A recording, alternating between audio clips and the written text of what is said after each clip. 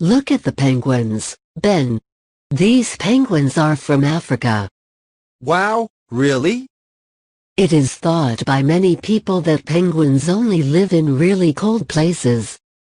Actually, penguins are found in many places around the world, even in warm places. But soon there might be no more penguins on Earth. Where are they going? Are penguins going into space? Oh, Ben. Listen, I mean that all the penguins on Earth might die. Penguins are endangered animals. Mom, what does that mean?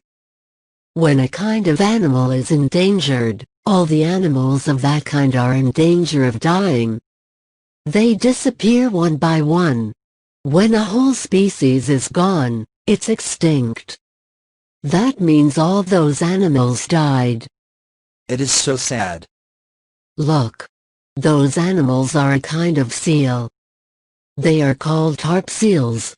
Harp seals are found near the Arctic Ocean, and they're endangered, too. Endangered species are found all over the world. I wonder why penguins and seals are an endangered species. I feel sorry for them.